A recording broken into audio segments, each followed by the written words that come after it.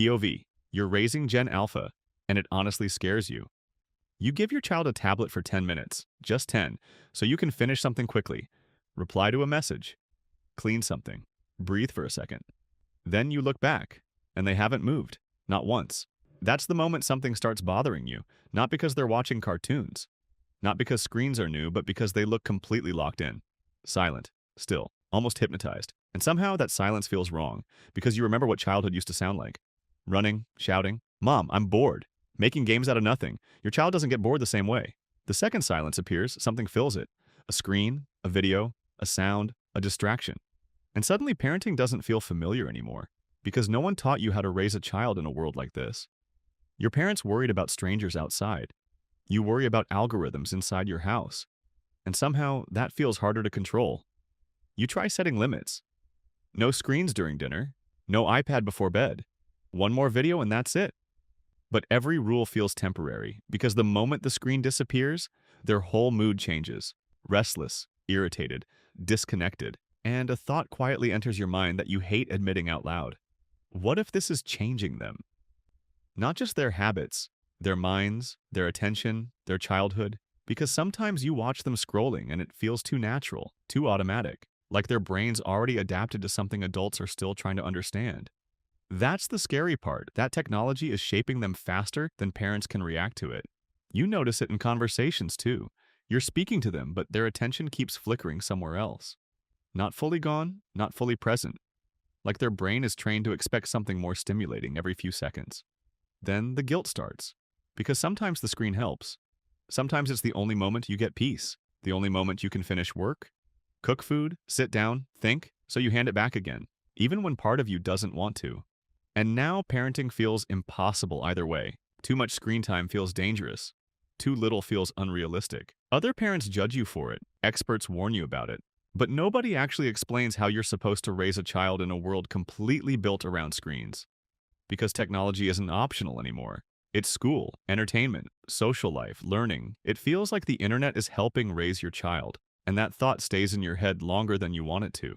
You start noticing smaller things too. Your child switches videos after 10 seconds, gets frustrated faster, needs constant stimulation, struggles with silence, and suddenly you remember your own childhood again.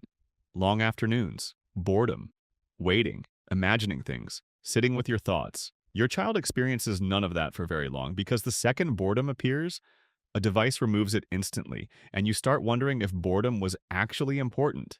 Because boredom created imagination, patience, creativity. Now everything arrives instantly. Entertainment, answers, distraction, dopamine, and childhood itself starts feeling different. Faster, louder, shorter somehow. You notice how quickly trends shape them, words they didn't learn from you, attitudes they copied online, humor you don't even understand. And the strange part is they absorb all of it so naturally. Sometimes it feels like your child belongs more to the internet than to your generation. And that thought genuinely scares you, because the age gap shouldn't feel this big. 5 years, 10 years maybe, but somehow it feels like 20.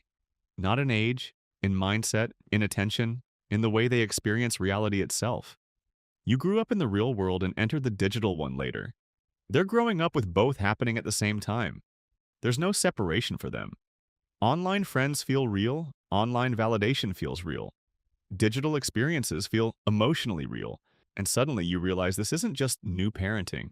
It's a completely new kind of human childhood. That realization sits heavily in your chest sometimes, because every parenting decision suddenly feels bigger than before.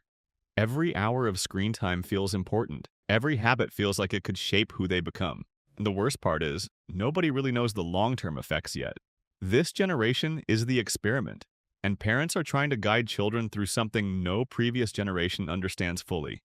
That uncertainty follows you everywhere, at dinner, at school meetings, before bedtime, when you see them emotionally exhausted after hours online, when they lose attention halfway through conversations, when they reach for a screen, the second life becomes quiet.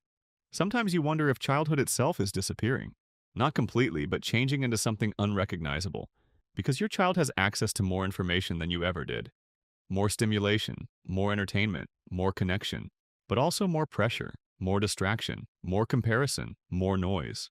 You notice how early self-consciousness starts now. Children caring about trends before understanding themselves.